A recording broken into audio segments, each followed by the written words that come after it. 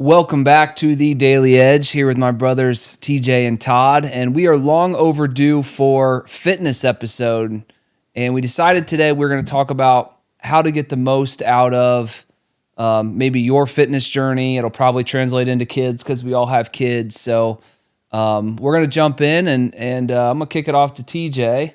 We'll go from there. Yeah, it's a really good topic. It's something that I hate to use this word because I think it's used so much in social media today. I'm obsessed. But I think in the beginning of my running journey, I became fixated on how to maximize my ability. You know, you often pigeonhole yourself into what you believe your ceiling should be. Right, I wasn't a varsity runner. I only ran cross country in middle school, and then I looked back and saw my performances when I ran AAU. And by the way, I say I ran nationals in AAU when I was a kid. That was a gift given to me. That was not necessarily earned. I was just on a team, and I was at the very back of the team, and I finished third to last. So you see that kind of thing. You believe that you don't have a particular type of ceiling. Never ran varsity, barely ran JV, ran my freshman year. So you start to believe that you're going to be this caliber of runner. And early on, I kind of became, like I said, enthralled with discovering where my ceiling was. And it's been kind of crazy. It's obviously something that you compartmentalize and uncover over time. Looking back when this began seriously, it began in 2007 with a marathon, but really began in May of 2012 as Todd and I prepped for Monumental. It's been really cool to utilize different tricks, different tactics, different approaches, keeping things fresh, all of these things to get to where we are today. And I will tell you this, that I absolutely didn't believe that I personally would have ever gotten here. But through those different tactics, through seeing people in my community and even people outside of that achieve different things, I was able to stay consistent, stay inspired, and achieve things I didn't think possible. And I think still at this age, able to achieve a few more things on the horizon. So, I'd love to dive into your journeys as well, but maybe start to talk a little bit about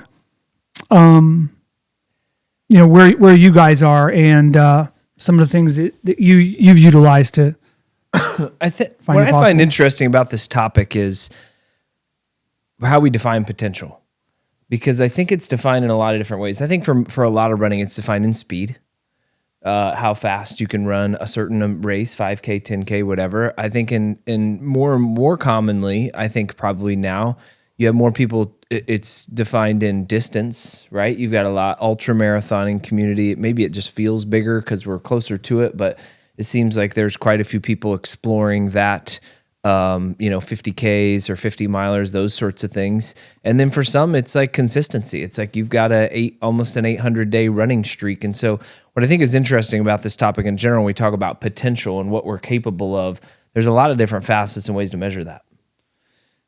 You said something that was interesting, and it made me write down physical ceiling versus mental ceiling, right? I think our mental ceiling is always way lower, but you have tried to push your physical being like chemically science, like what is my max heart rate? What is my, what are the chemically things that I'm capable of?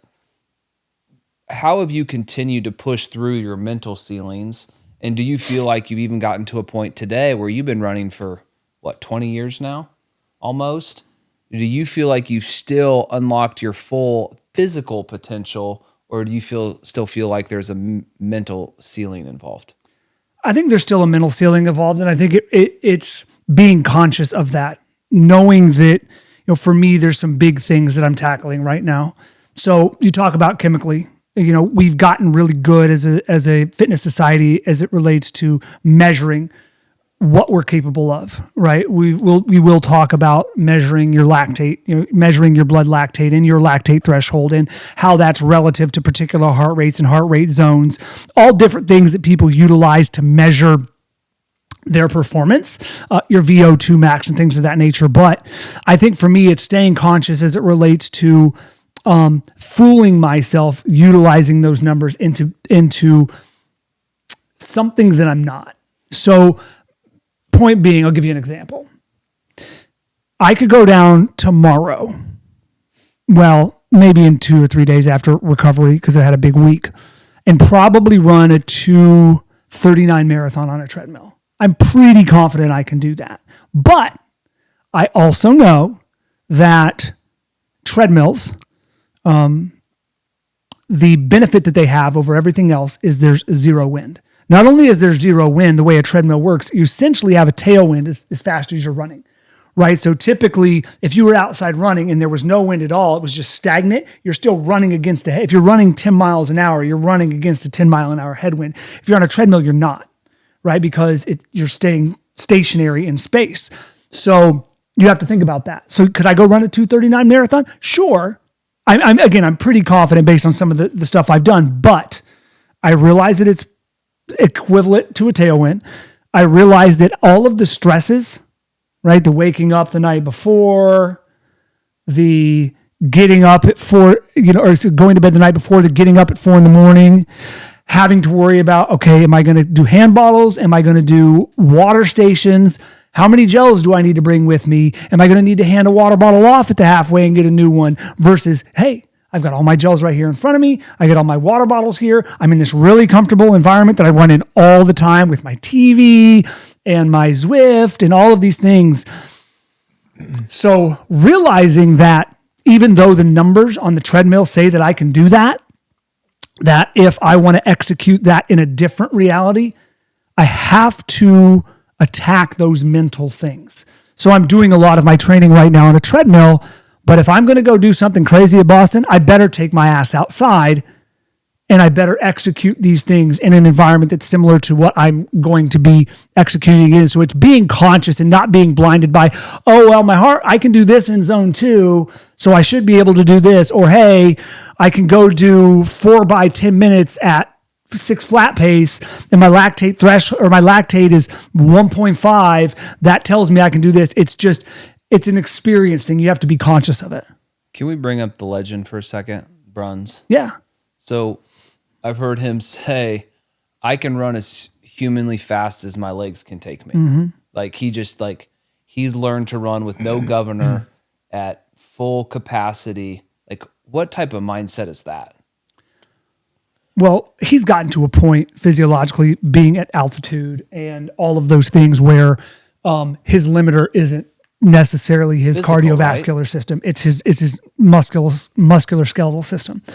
There are instances where he'll run into that, if he's running a 5K or something to that effect, but would you say muscular skeletal is like above cardiovascular? Like when you talk about these thresholds, like at the end of the day, your skeletal system is like the ultimate like capacity, where you can go? Well, it's a running economy thing, right? It's your force output and your efficiency. So that can be a limiter for people. And it is a limiter for everybody. It's just what percentage of their limit is their economy versus their cardiovascular system. I mean, even musculoskeletal is not a fixed thing, right? You can develop your leg muscles and your power and output and those sorts of things. But I think it is a good distinction physically. You have the cardio piece, where sometimes you can go out there and your legs are fine, but you can't breathe, and that's going to stop you. Where I think Bruns is at is cardio. He has completely conquered probably from being at altitude, and now it's just a matter of how much turnover he can get on his legs. Mm-hmm. I think the third piece that I wanted to bring in is we talked about physical, and I think very, very few people hit their physical cap, but there's for 2 reasons. One is, yes, mental limitations. You just psychologically, you've already psyched yourself out. But secondly, it's also time and energy. We've talked in recent episodes just about all the things we have going on and all the things that we're trying to juggle. Like there is and I think in some cases this can be a little bit of an excuse, but I think there is a definite reality to the fact that there is, I would be very disappointed in myself and the other areas of life that would suffer if I were to truly maximize my pure physical capability as a runner or come near to that. The opportunity cost of doing something like that would be extremely high from a family perspective, spiritual perspective, professional perspective. So that's another constraint to think about. Yeah, I mean it's very interesting, and it's kind of cool, from a race director seat, seeing some of this stuff evolve. And I'm actually happy that there are certain people out there that are in the season of their life where they are able to find the mental fortitude to fully load their plate. Jeff Walker, great example, recently married, has some stepkids, full-time teacher. He is the engine that I'm running with him tomorrow or in a couple days. Jeff is the engine that drives the Prairie on Fire performances, right? I am so glad that he can get up at 4:30 in the morning every morning and double a couple days and run 110 miles a week so that he's able to show up at Prairie and take it as far as anybody wants to take it. Because when people see Jeff fresh after 160 miles, they're like, okay, I can get closer to that. I can do more. So it's great. It runs similarly, right? He doesn't run that kind of mileage, but 4:30, 4 a.m., running in between kids' sports practices and those things. Those guys are beacons for a lot of people as it relates to what's possible. But yes, I'm kind of in the same boat you are. There's a constant battle, and I think we've talked about it in prior podcasts for me, where it's like, okay, like great, you ran 2:45 at Boston, but you don't have a job. Was it worth it? So yeah, it's a great point. So let's say when we talk about maximizing our potential, let's jump to the point that someone says, I've got an hour a day to devote to physical fitness, and I want to see where that can take me. They've got all these other responsibilities, and that could be it could be an hour in the morning, could be an hour in the evening. Like, where does someone start? I mean, certainly is probably identifying whether you want to go distance or whether you want to go speed. My presumption is if you're time constrained and you're really indifferent, I would imagine speed is probably going to be a better play, just because if you're training for a 50 miler or a 100 miler, you're not only doing more mileage, you're doing it at slower paces. But like, talk through how someone even starts to figure out what path they want to be on. I think you start with what Trent's doing. That to me is the foundation for all this, is consistency. When I used to help people from a coaching perspective, that was the biggest fail every time. They watch a movie or they see something or a friend does something and they're all jacked and they're like, hey, I want to do this. I want to run a 5K, a 10K, a marathon. Can you coach me? And you give them a plan and you're like, hey, let's start here. Let's run 3 days a week, an hour a day or 30 minutes a day or whatever. And they run once. And then the next week they run twice.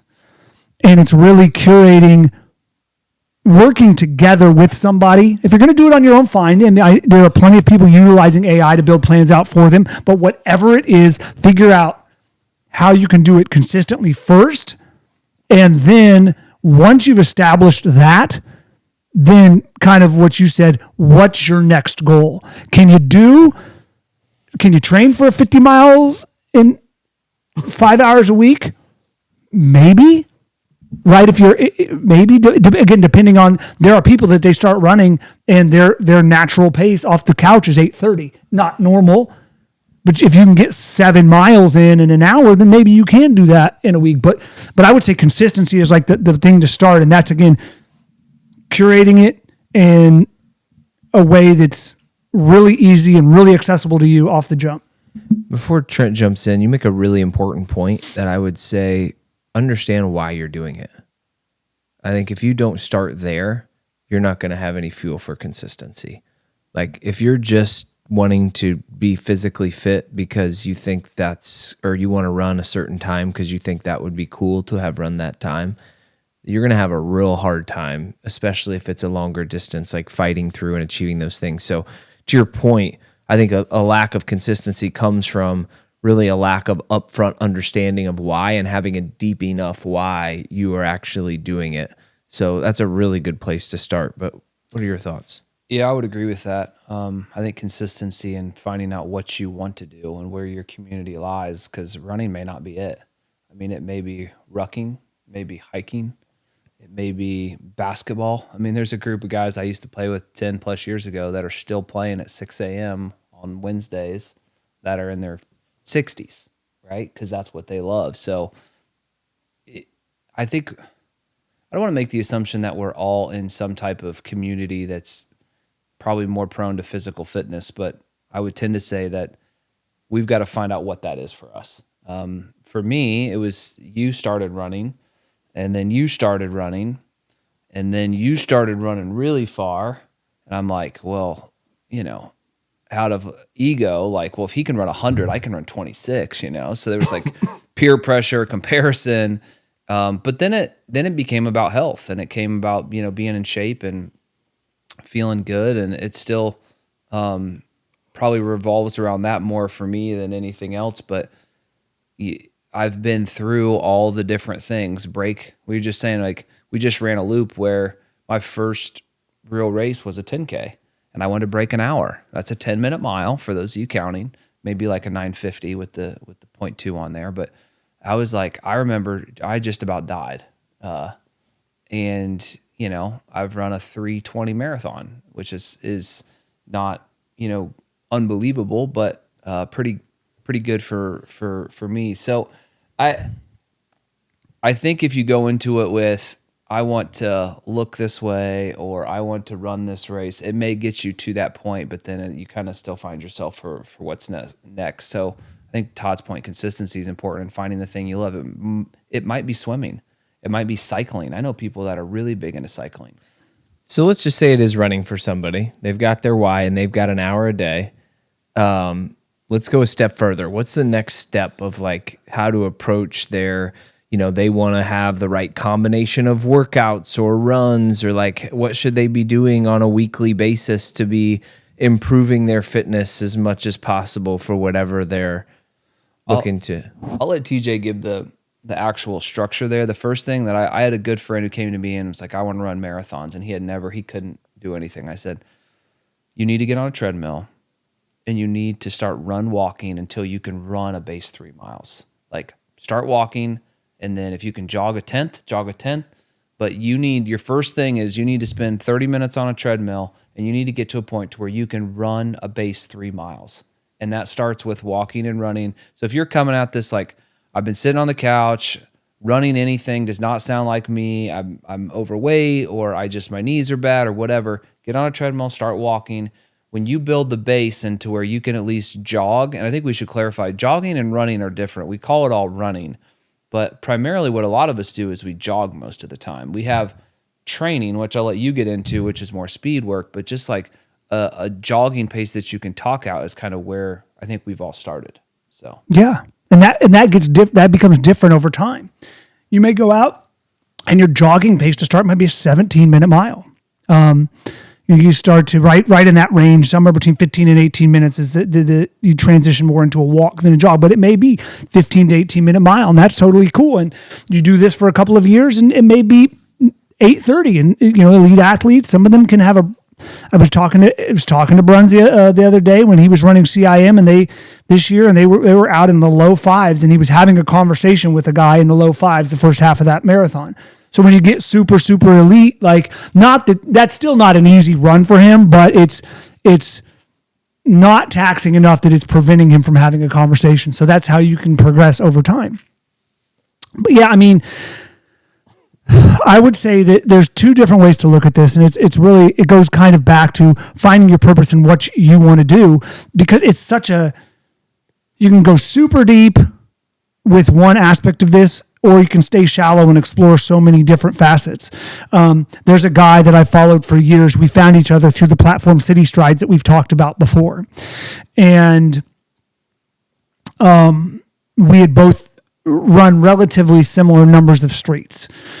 But this guy, for all intents and purposes, does not care about pace. He's gotten to a point, and I think if you're consistent enough that you're going out and you're just moving forward an hour a day, and you have some semblance of some desire to accomplish, so maybe that goes from an hour a day being 2 miles to an hour a day being 5 miles. Well, this particular individual has now run 12,000 streets. He's been running a 10K every day for 900 days. He's been running every day for over 2,000 days, and that's just his thing. He runs streets. He runs at least 10K every day, and he's done it forever.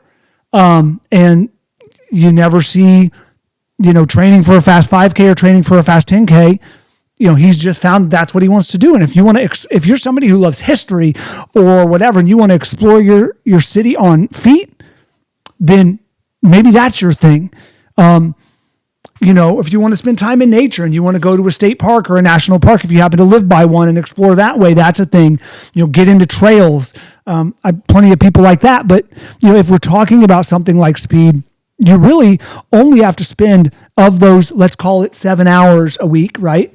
If you're also doing the weekends, you really only need to spend 2 of those doing any type of work to make yourself faster. Again, 5 of those 7 hours are going to be spent jogging or running very easy. And if we want to go into actual real specifics around training styles.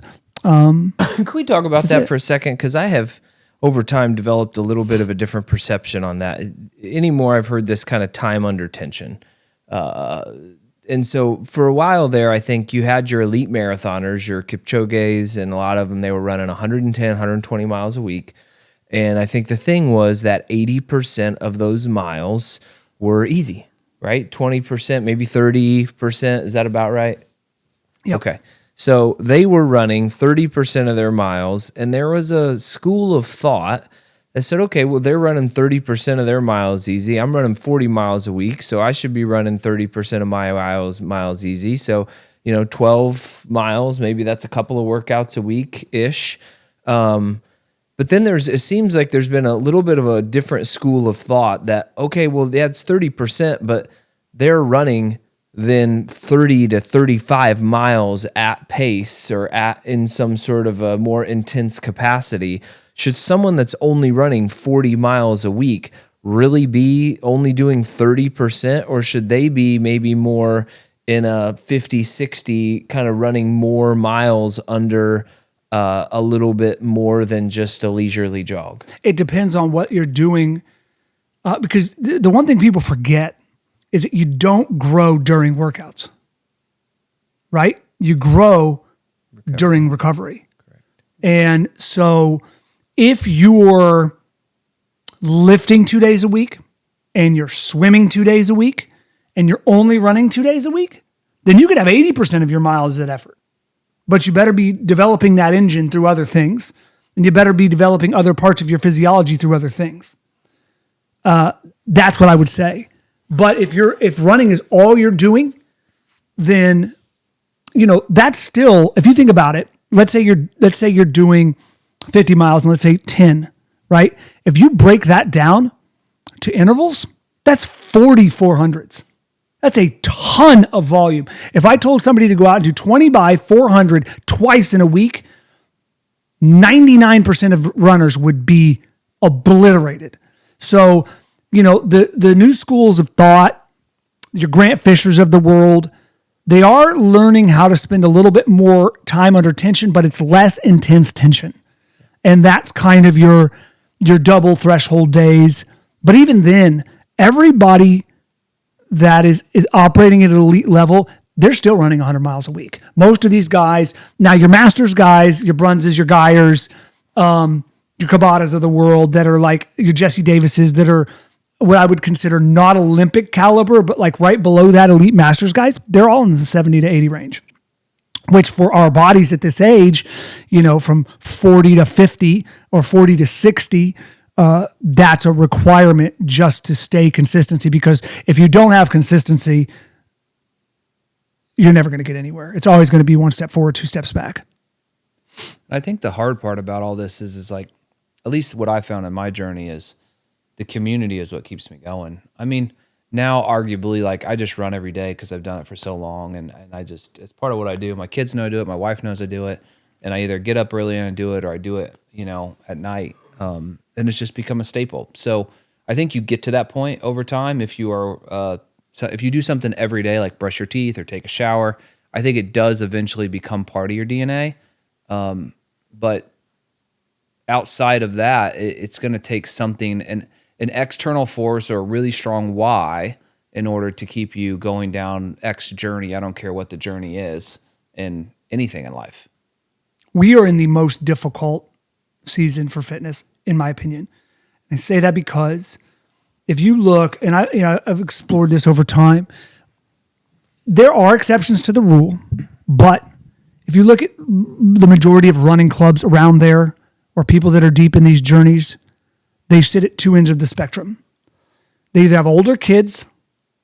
Well, they're in a situation where there's not a ton of responsibility outside of maybe professional life. You see people that are in their teens or 20s, fresh out of college, fresh out of high school.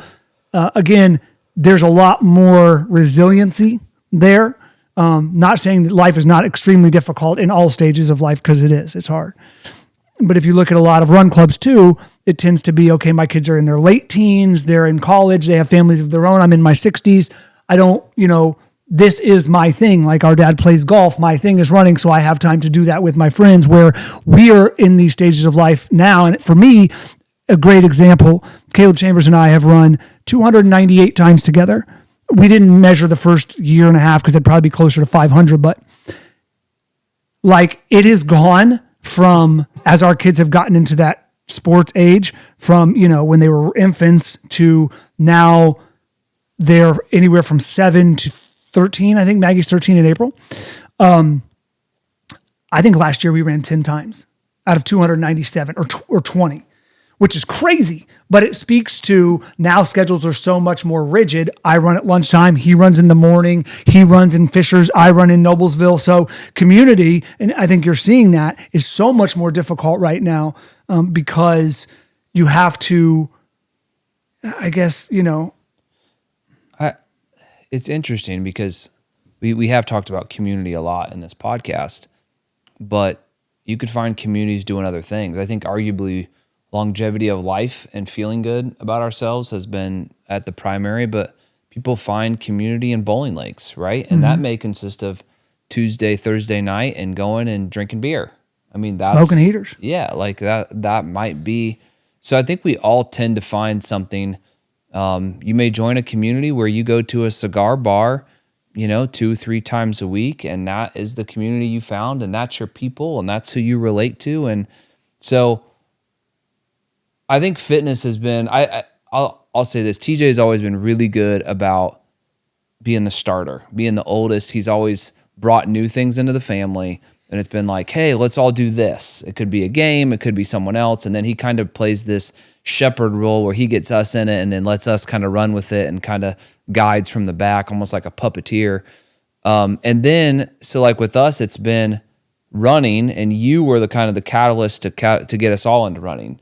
And we're just lucky that it's something that's really good for fitness. But there's been several things throughout our lifetime that we have went down the rabbit hole that had nothing to do with fitness and that weren't necessarily good for us, right? Mm-hmm. So There's still plenty of those. still good examples of those.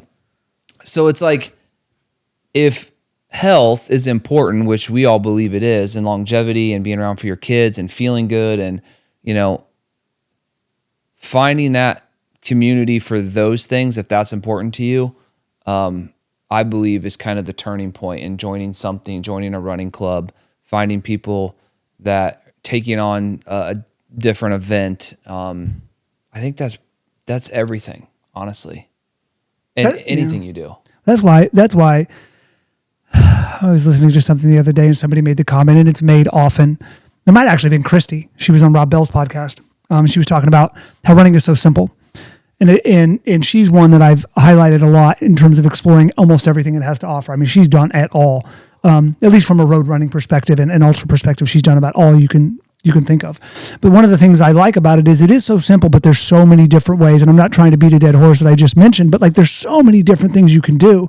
And the crazy thing is exploring those different options and going down those rabbit holes will often put you in places you never expected you'd be.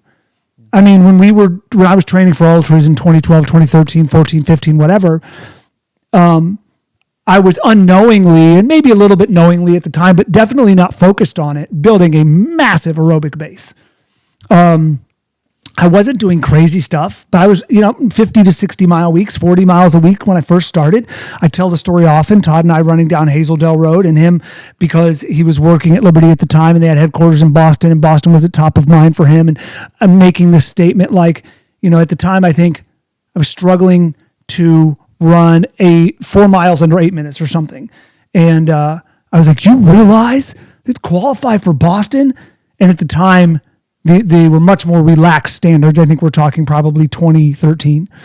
And I was like, that's like a 7-minute mile for 26 miles, right? And then like a fast mile for us was 7:30 or something like that. To turn around, and without direct pursuit of that, develop this aerobic foundation so that by the time that became a focus, I was already way ahead of the game. And that's something cool about running. You can find yourself in a position, like, again, if you decide for an hour a day you want to explore your city, you go do that for the year it takes you or the 3 or 4 months it takes you. By the time you're done there, you're going to have such a head start on somebody that you're going to have that positive reinforcement that, oh, wait, I'm actually good at this. I've never even tried to run a fast 5K, and I just ran a 5K in 22 minutes. That's something I find cool about running is you can get to these pinnacles without really trying hard and then focus on that for a while and then shift to something different and focus on that. You mentioned something interesting there we talked about the mental ceiling. And I think where you're at in your journey, you can talk yourself out of, we would have had absolutely, if anyone would have asked either one of us if we ever were going to qualify for Boston, the answer without hesitation would have been absolutely not. No chance. And so I think when you're developing your why and understanding why you're doing this, and understanding, and usually there's going to be a few different benefits to this. Yeah, that's something you want to step back. You want to take a broad lens on. But as you start to do it, once you're comfortable in what you're doing and you're building that habit, I think just taking it one day at a time is really important because it incrementally builds. And it for us has happened over a decade, right? But I think that's the danger is you get looking too far out. And then logically, it's not anyone's fault. It's just logically our brain tells us, like, again, I didn't run at all in high school. I ran 1 year in middle school. I'm not, athletically was never fast. Even when I ran, it was not like, wow, he's super talented at running. It was just a grind one day at a time. And I think it can be discouraging to get too far out ahead of yourself mentally. And I think it becomes, the word grind it's a push instead of a pull, right? Like you're having to force yourself to do it and make yourself to do it. And there's arguably when you're trying to achieve some of those goals, that's a good portion of it, right? Mm-hmm. But you get to a point where it becomes a pull and you like the clarity. It's a time to, think, it's time to relax. It's a time to be by yourself. Like if you can make it a pull and not a push, it doesn't have to be bad, right? It doesn't, like the journey I'm on now, I'm not doing speed workouts. So like I just go down and run and I turn the TV on and, 20 minutes goes by real quick and I'm doing 20 to 30 minutes a day. And it's just like, but my diet's been terrible. So the results that I'm trying to get to is like, I'm out eating my bad diet and my cardiovascular is staying somewhat decent to where if I had to train up for something, I could quicker, but, I'm not in as great shape as what I'd like to be, but it's also, I'm realizing it's not a top priority for me at the moment. I saw something the other day. It was a good quote, and I don't know, maybe this relates to other sports, but no one ever finished a run mad. I think that's kind of cool. Like that speaks to the clarity. Like you may be pissed when you go out there. You may be mad the whole time, but as you get towards the end of it, for the most part, you're never going to end, Except for the rock and roll marathon in Arizona back in the day. But you finished it. About died. Yeah, I think something unique that's happened, when it relates to what's possible. We've seen, this is something, like I said at the very beginning of this, that I've been obsessed with is like, what can I push my physiology to? Not being that kid.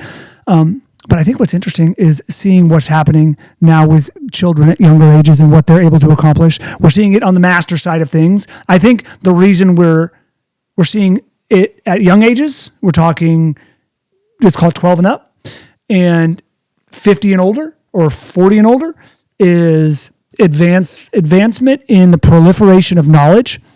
I think back in the day, you had people that called themselves coaches that maybe had a more of a babysitting skill set, or a community building skill set. Good things, both of them, and not necessarily a big knowledge base of what works and what doesn't, and what's beneficial and what's not. And so it's been really cool to see people redefine what's possible at these ages. You used to, I'd love your thoughts on both of these, at least from the running perspective, and I think a little bit from just general fitness perspectives. At the young age, you used to hear, don't do X, it'll stunt your growth. Don't train this early, it'll burn out, or they'll have these issues. It was normally related to growth and bone health and these things. On the upper end, most running careers, we all know people that were exceptions to the rule, Jackie Dodick and Jerry, I forget his last name, that ran in there, Lyndon Eel, right? But most everybody was done by the time they were 35, especially professional level. And now you're seeing people well into their 40s and 50s doing these kinds of things. So I'd be interested on both of your perspectives. Maybe we start, like you said, it might trend towards the younger. Our thoughts around what the younger kids are doing, and what it's resulting in, and how it's changing the landscape of a lot of these sports. I think you got two things going on, and I think one is healthier than another. I think you have kids specializing at a younger age. I mean, that's at least in certain communities in order to keep up, that's happening. And I think there's just more time, more energy, more focus, more emphasis put on that child developing and more value placed on children developing elite athletic skills in certain sports. I think I think is where we are finding ourselves, rightly so, as a society, asking questions about that. What's the opportunity cost? Is this healthy? What are the things to gain? What are the life lessons from really excelling at something and continuing to see growth, and what can that offer? And then what are the opportunity costs? What are the things that maybe they're missing out on that are really important skills that they should be developing for their future self? The other thing is the advancement in technology. I mean, the data and the insights that we have to know what kind of stress is being put on the body by certain workouts and knowing the time it takes to recover. I mean, I think just in monitoring kind of key performance indicators from a health perspective alone, we have gotten so good at it. I mean, I think do we all have an Oura ring on, or Trent, you do not? You wore one for a while, a Whoop band. I mean, at any point in time, if you overwork out between your blood oxygen and your heart rate variability and your resting heart rate, there's a handful of metrics there that can tell you how recovered you are and ready to do so. I think some of those things certainly also help. I think the other thing is, like, we're learning about fuel. So fuel during longer endurance types things, we're figuring out how to keep the body going for longer periods of time in a healthier state, and it's not having to go into kind of a paralytic state to try and keep itself going. So I think there are a lot of things that are trending in their direction. I think some of them we need to be more cautious of than others. I don't love specialization early. I just think there's so much variety out there. It's like, compared to food, God, I'm just going to eat grilled chicken breast and broccoli the rest of my life. Like, there's so many things to explore, and everything in moderation. I don't believe the most important thing in life is to be the best at something. I mean, because you look at your Jordans and a lot of the people who are the best in the world at something have train wreck lives to some extent. I mean, they got all the money in the world to do whatever they want. But maybe that's just because they're more public. Maybe that's a completely irrational statement. But most of them would fall into that. So I don't know. I love my kids to play all different types of sports. I think it is about community, and so that's how I would lean into it. I would just kind of challenge the notion that anyone who's the best at the world at something is a train wreck alive.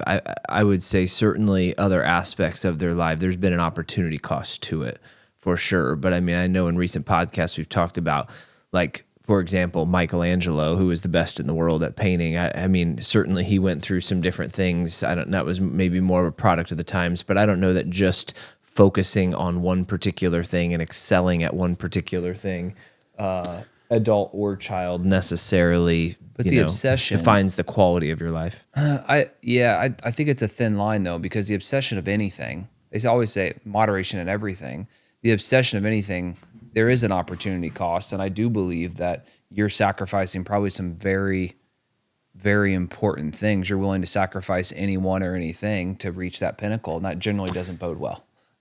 Relationally. Well, yeah, I was just going to say, it depends what your purpose is. Depends what you're going for. If you're trying to leave the world better off than you found it, a Michelangelo who's obsessed and maybe himself leaving the world in a little bit of shambles, but what he was able to offer the world, I guess it depends on how you frame it. Is this natural progression? Meaning that, like intense pressure causes diamonds. We talk a lot about like finding the right level of competitiveness, finding the right level of, you said it earlier as it related to training, time under tension. You think about that from a humanistic perspective. And it's like, a couple of weeks ago, a while back, Sam Ruth from Australia didn't just break, but obliterated the U20 indoor mile world record by like 7 seconds or something. I think it was 3:55 for U20 or something like that. He ran 3:48. Now, to get there at the age of 16, something has had to happen. Yes, genetically, that entire family, his sister's really fast too, are extraordinarily gifted.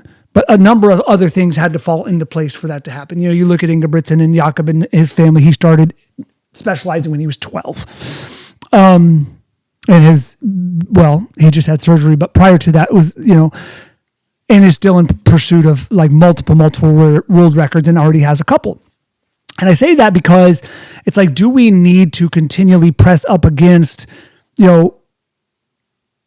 these achievements when somebody does something and sets this crazy record, does that move up everything collectively? So the next person in line's like, oh, Sam just ran 3:48.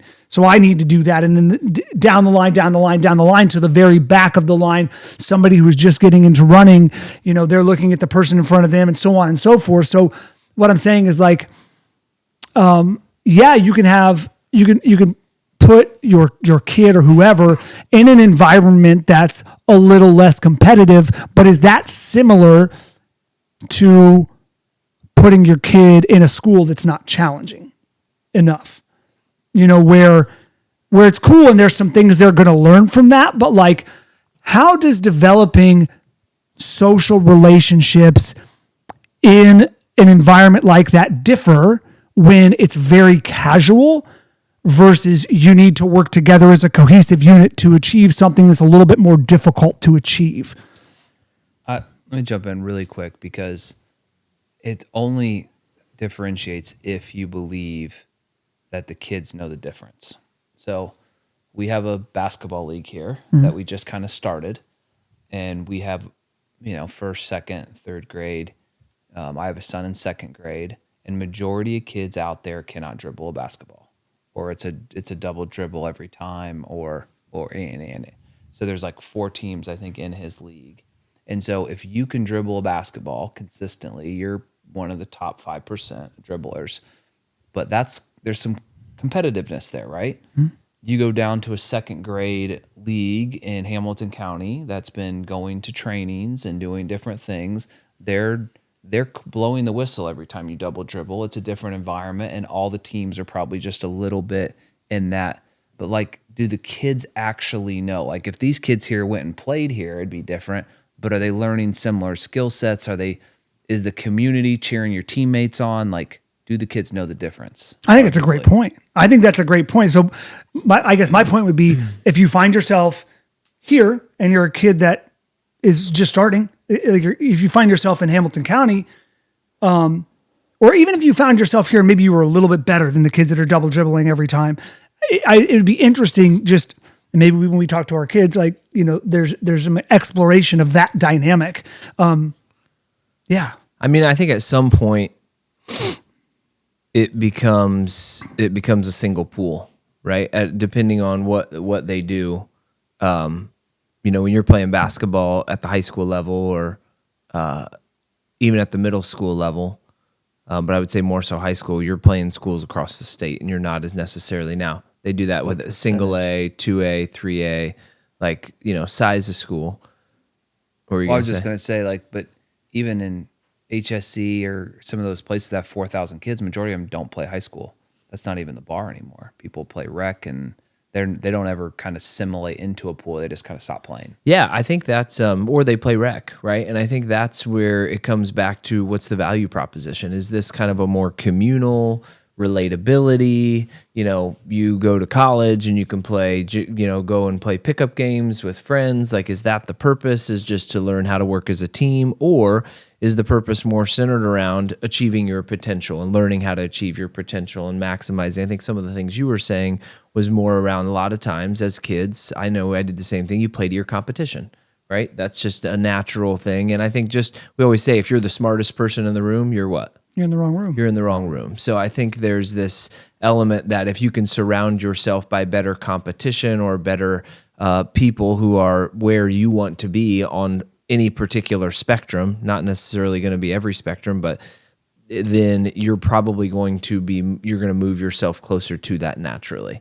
because it's a group that values that. And again, if the goal is not to maximize your potential and be the best basketball player or whatever you can be, I think that becomes less pertinent. But to TJ's point, like, you're the best you can be within your environment, to where a guy that breaks 348.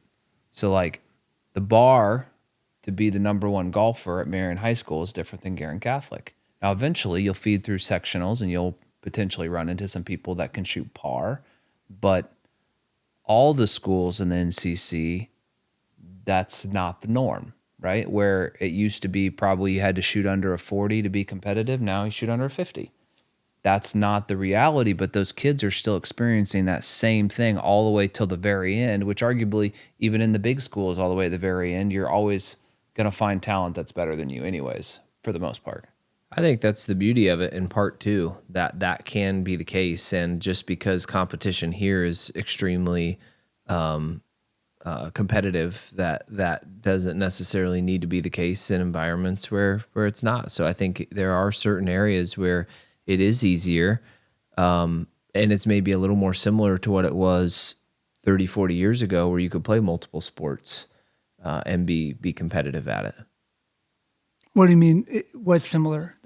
Like I would say, here, to be able to play golf, here you can play golf and play a few other sports, right, and get away with it. You couldn't do that in Hamilton County. But how's that different as adults? Like, I may not be the fastest runner, but I can shoot in the low to mid 80s, right? And so like in the summer, instead of that, I'll go out and I'm still running my mile at least, but I'll be out playing golf. And like, the variety of that's just, it's fun to compete. It's fun to be good enough to compete. I love golf because you can have a handicap, which makes you compete with everybody. But there's just the variability. I enjoy that. I love pickleball. It's a fun sport, and I'm not the best at it, and I've gotten smoked by some people that I didn't think I'd get smoked by, because so it's like the variability of playing different things, and I just enjoy. How many sports did you play growing up? Like, by the time you were in middle school, what sports were you playing, and what did you play in high school? Soccer and basketball. So, and you, I think just through those two sports, which arguably there's a lot that you picked up: hand-eye coordination, footwork, things that translate to a ton of different things. They're very comparable sports, but like, arguably that's all I could. I mean, I didn't like baseball. That was the one sport I never got into, but that soccer started in July, started training, and then basketball carried you through March. So the only time I really had off was, you could have swam during basketball and wrestled during those are all same seasons, but and then golf might have been the one I could have potentially tried, but didn't have the desire. I'd like to bring this back a little bit and talking about maximizing your potential, because I think this has gotten really interesting. I think both talking about ourselves individually, but kids and what is healthy in terms of maximizing your potential, because I think there is question out there which sometimes it's taken too far, both as an adult or as a kid. But if somebody, I want to talk a little bit, you mentioned lactate thresholds. So I would say from a data-driven perspective, that's one of the newer strategies. And I say newer, we're talking about probably a decade or so. Well, it's about 30 years, but really been used more recently. Yeah. So I feel like Ingebrigtsen, Jakob has kind of brought it more mainstream. It's a more data-driven approach, a little bit similar to kind of heart rate zoning type things, which has been around for a little longer. But why don't you talk just a little bit about that? You're obviously doing that for Boston. You too. Yeah. Well, yeah, we're both doing this for Boston. And Corey, shout out to Corey, has really researched this obsessively. That has we've all benefited from. But talk a little bit about the science there and how that's been used to maximize performance improvements for runners. Well, if you think about endurance sports in specific, you think about people who have bad experiences in endurance sports, it's typically because when they start to engage in said sport, they go too hard, right? That's why most people don't like running, because the only speed they know is a sprint. And so, and we're wired as humans to always go for more. So when a workout is programmed, people inherently, and I'm going to say this is probably an 80-20 rule as well, 80% of people go too hard and they put themselves in a predicament where they can't recover fast enough for the next workout, or over time things stack until somebody gets injured. The purpose of this process is essentially to help you find the right effort level. And, lactic acid is a byproduct that correlates pretty heavily with the level of effort that you're outputting in a specific type of workout, right? So just to hit on the science of that for a second, I'm going to kind of go through a quick my understanding, you can kind of correct me. So it sounds like lactate is a byproduct. When you're working out, your body is obviously processing glycogen, carbohydrates, whatever, to like feed the muscles to work, and then it's like shedding off lactate. It's like a byproduct. And so in a normal sense, when you're in kind of a light workout, your body is just like that kind of goes into your bloodstream and gets cleaned, essentially. Gets cleared, so it kind of disappears. And then there's a point where you hit where you are working out at a certain level to where that byproduct is not able to be cleared as fast as it's coming out of your muscles, is essentially. And that seems to be, so when someone's, I've heard people describe it as you become a ticking time bomb, essentially, in terms of fatigue or when your body shuts down. So like, when you're at let's just say in a marathon and you're hitting a wall, or you're like really, let's just say it's not just purely psychological, but there's physical elements, it's likely lactate that's built up. Is that the case? That's like physically inhibiting you from continuing? Is there an element of that? Not necessarily in the marathon.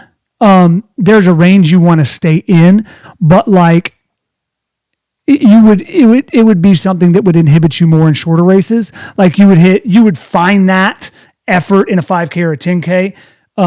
In a marathon, it's probably going to be fuel. It's probably going to be body temperature, depending on what your environment's surrounded by. But that said, provided you stayed within your fitness pace. But if you went out too hard, oh yeah, but you'd find out stop you real early. Okay, like if you went out too hard, like LT2 is, let's call it somewhere in the 4s, you'd find out in an hour. You wouldn't make it anywhere near the 3 hours or 4 hours of the marathon. You'd find out in the first hour if you were going too hard. But it's really good for determining where you should be doing interval workouts during a week.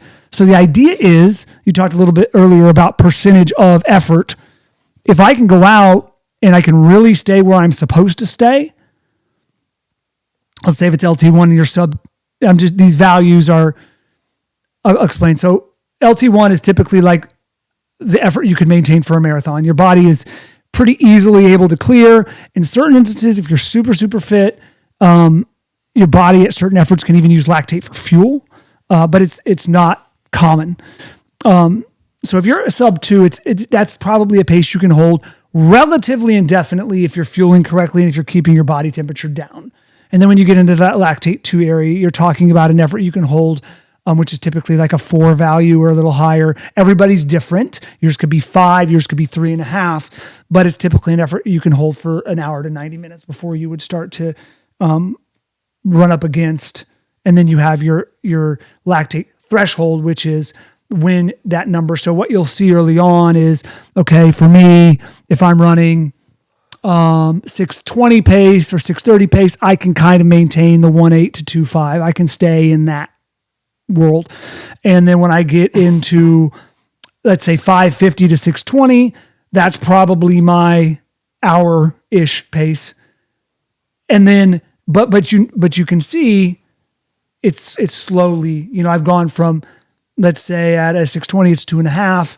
I can hold that fairly indefinitely. If I go down 10 seconds, it rises, but you hit a point, which I think you found the other day, when you're doing something extremely hard, where you're running 200 repeats or 400 repeats really, really fast, where it starts to increase exponentially. So instead of going from 2.5 to 2.7 to 2.8 to 3.2 every 10 seconds, you start to go from 5 to 7 to 9 to 16 to whatever. And that tipping point is your top end threshold. And that's typically something you experience when doing short, hard intervals. So you just threw out some numbers there, 1.8, 2.5, 4.0. So that is millimoles of lactate in your blood. In per liter of blood, right? So I don't even know what the millimole, what that unit of measure is, but it's a certain amount of lactate in your blood. Obviously, as it goes up, it's building up, right, slowly, which means it's not able to clear it. So there's these different, as I understand the training philosophy, there's the LT1 and the LT2, these two different levels that you are basically scientifically, let's just say at a high level, what you're trying to do is teach your body to clear lactate better, to basically so it doesn't build up as fast. So they found these levels where you can ultimately you're teaching your body, you're still teaching your body to clear lactate, which is where the bulk of the fitness benefit comes from. Is that fair? It's a correlation. It's a correlation. So, yeah. But you're able to do it without basically having to go all out. Yeah. Which allows you to be able to do more of those workouts or more miles at those intensity where you're getting 80% of the benefit.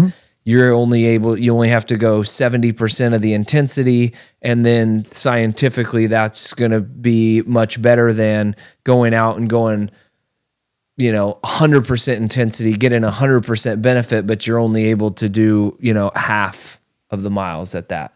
Yeah, that's exactly right. It's like most people, you tell them to go out and run kilometer repeats, they're going to run them at 90%, where you really should be running them at 75. Like to get, depending on what race you're trying to target, you want to run them at 75%. And so this number gives you a very definitive window, like this is it. This is how hard you run these. And hey, then that's a double threshold theory. Is typically people would go out in the past and run, we'll just say 10 by a K, and they do it twice a week. This is real hypothetical, right? Or they do 10 by a K and they do 20 by 400, and those are their two workouts. Well, if you back it down, hey, maybe you could do 8 by a K twice in the same day. You just, instead of running at 90, run them at 75%. And instead of doing this over here, maybe you could do 10 by 3 minutes in the morning and then do 15 by 400 in the evening. Again, back it down just a tad. We're not taking it all the way down, but now we're fitting more volume in at effort and, more time and attention. What is the difference in LT1, LT2, and like the, like in my head, it's like, okay, if the whole premise here is to teach your body to clear lactate faster, as long as it's building up, which I feel like at like 1.5 to 2, it's starting to build up, or 2.5, like clearly it's not clearing as fast as it's being produced. Why wouldn't there just be one level? Like you just need to make sure it's building up, and you would kind of target that LT, is it 1 or 2? Which is the lower one? 1. Okay, LT1. Why do you have to also do work at LT2 where it's built up like up to a level of 4 millimoles? I'm not sure. Maybe we need to get Corey on here to. I mean, Corey could give you some, but I mean, essentially you're just working different fitness zones. And so some when you get into the higher stuff, you're working on your VO2 max, you're working on your aerobic capacity in that regard as well. That's why it's a kind of a correlative thing, right? Because when you're working at 4-ish millimoles, there's still a time threshold that you can operate within that window. So you can still you're going to get more running economy benefits at a 4 than you are a 1.5, right? You're engaging different muscles, your stride. I was watching one of the guys that is a big, oh God, I can't remember his name right now. I think he's from New Zealand, but he's huge in the community. He's a 208 marathoner. And he was showing the other day the difference in his mechanics from running a 730 pace where he's kind of straight up to when he's hammering, he's got his forward lean. And so you're getting more efficiencies and you're running your body through the gauntlet, if you will, at that higher, when you're at that LT2 in areas you wouldn't be from an LT1 perspective. How do you measure lactate? So this seems you're obviously testing something in your blood. How do you do this? It seems kind of intimidating. I know there's some new technology coming out. Yeah. Like someone who's maybe interested in this, but doesn't know exactly like how do you do it and when do you do it? So today they're just lactate meters. They're very similar to like insulin, like manual insulin measurements, right? It's actually the exact same process. You prick your finger and you put a drop of blood on a whatever, test strip, test stick. You typically, if you're doing a workout, earlier on you are in this process, the more often you do it. So if you're doing 10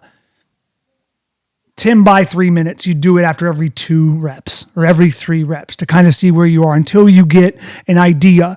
And then, like I said, a lot of this is corollary. So you'll start to understand, okay, around this heart rate is typically when I'm at this lactate. So for me, if I'm in the high 140s, I'm probably somewhere sub 2. So so what I'll do is I'll wait till the end of everything, or maybe I'll test twice because I kind of know where I am, and this is just validating it. Similarly, so yeah, that's when you do it. Normally you want to start doing it on a treadmill, so you're in a controlled environment. But you jump off, you prick your finger, you clean it off, you put it on the test strip. The machine reads it and kind of tells you where you're at, and you do that a couple times a week, depending on how many workouts you're doing. And there's technology coming out that I understand it as people are attempting to monitor lactate from an external device. Is that true? There's a company called Corey, ironically. CORI is the name of the company. And they've created what they call a digital tongue that you put on your wrist, and once you've worked up enough sweat, it's able to detect this through that method. So it's a wearable. If this works, it is absolutely a game changer, because today, I think ideally you'd want to do all of these efforts in an outdoor environment because that's real world. Again, depending on what your goals are, it's really hard to do that today with a lactate meter. Like if it's the winter, your blood doesn't flow as well. If it's the summer, there's a whole nother host of problems. So having something you can see in real time, I'm over my skis, I need to back it off, or I'm not trying hard enough, I need to pick it up.